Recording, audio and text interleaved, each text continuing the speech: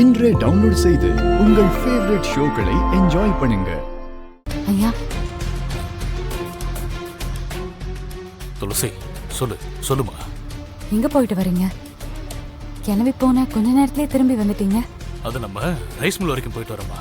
Rice mill வரைக்கும் போனதுக்கு ஏன் இவ்வளவு சோர்வாயிட்டீங்க? ஏதோ பதட்டமாவே இருக்கீங்க. பதட்டமா? அதெல்லாம் ஒண்ணு இல்லையே, நல்லதா இருக்கு. ஏதோ பொய் சொல்ற மாதிரி தெரியுது. நான் எதுக்கு உங்ககிட்ட பொய் சொல்ல போறேன்? அதெல்லாம் இல்ல. ஐயா, என் கண்ணை பார்த்து சொல்லுங்க, நீங்க பொய் சொல்லலன்னு. ஐயா, மேகலை வீட்டுக்கு போயிட்டு வரீங்களா? துளசி, நீ எப்படி கேட்ட? எப்படிமா? நான் காரணம் இல்லாம கேட்கல. நான் ஏன் கேட்கிறேன்னு உங்களுக்கும் தெரியும். என்கிட்ட எதையும் மறைக்காதீங்க. உங்க சட்டையில குங்குமம் ஒட்டி இருந்துச்சு. நீங்க கோயிலுக்கு போயிட்டு வந்தேன்னு சொன்னா கூட நான் இந்த கேள்வியை கேட்டிருக்க மாட்டேன். ரைஸ் மில்லுக்கு போயிட்டு வர உங்க சட்டையில ஏன் குங்குமம் ஒட்டி இருக்கணும்? நீங்க மேகலை வீட்டுக்கு தானே போனீங்க. என்கிட்ட மறைக்காம சொல்லுங்க. துளசி, நான் மேகலை வீட்டுக்கு போக மாட்டேன். அவளை இனி பார்க்க மாட்டேன்னு உனக்கு சத்தியம் பண்ணி கொடுத்துருக்கேன். அப்படி இருக்கச்சே நான் போவனா? கடவுள் போல வந்து அந்த மேகலை விரிச்ச வலையில இருந்து நீ என்னை காப்பாத்திருக்கமா. அந்த நன்றி கடனை நான் என்னைக்குமே மறக்க மாட்டேமா.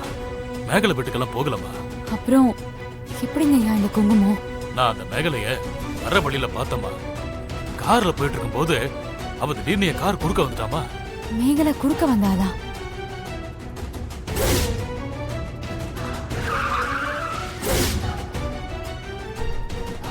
உங்க மானம், கௌரவம், அந்தஸ்து இது எல்லாத்தையும் மொன்னக்கவ வைப்பேன். அப்படி செம்மையான மேட்டர் தான் இப்போ என் கையில சிக்கிருக்கு மிஸ்டர். அந்த மேகலைக்கு அவ்வளவு தைரியம் வந்துருச்சா? துளசி, அந்த மேகலை கிட்ட நிச்சயமா ஏதோ ஒரு விஷயம் இருக்குமா. அதான் அவ அவ்வளவு தெனாவிட்டா பேசுறா. என்ன அவ காலில் விழுவப்பன்னு சொல்றாமா. காவேரிய என் தம்பியை தவிர வேற யாருக்கும் கட்டி கொடுக்க முடியாதுன்னு என்கிட்டயே சவால் விடுறாமா. என் உடம்பெல்லாம் அப்படி நடுங்கிருச்சுமா. இப்போதான் குடும்பத்துல சந்தோஷமான ஒரு விஷயம் நடந்திருக்கு. 30 வருஷமா பிரிஞ்சிருந்த குடும்பம் இப்பதான் ஒண்ணு சேர்ந்திருக்கு. விஷாலா அவன் அண்ணன் குடும்பத்தோட ஒண்ணு சேர்ந்து நினைச்சு தனி சந்தோஷத்துல இருக்க. அவ அத தினமும் இப்பதாமா நான் பாக்குறேன். காவேரிக்கு நல்ல பையன் கிடைச்சிருக்கான்னு நான் நிம்மதியா இருக்கமா. அது எல்லாமே கலைஞ்சிருமோன்னு எனக்கு பயமா இருக்குமா. அவன் என் குடும்பத்தோட சந்தோஷத்தை உழைச்சிருவாளோன்னு பயமா இருக்குமா. ஐயா, அந்த மேகலை சும்மா வெத்து வெயிட்டு. அவ அப்படியெல்லாம் நம்மள எதுவும் செஞ்சிட முடியாதுங்கய்யா. கையில எதுவுமே இல்லாம ஏதோ நீ இருக்கிற மாதிரி மூடி வச்சுட்டு அவ நம்மள மிரட்டாளோன்னு எனக்கு தோணுது. அவ மிரட்டலுக்கு மட்டும் நம்ம பயப்படவே கூடாது. அவளை நான் பாத்துக்கிறேன், நீங்க யோசிக்காதீங்கய்யா.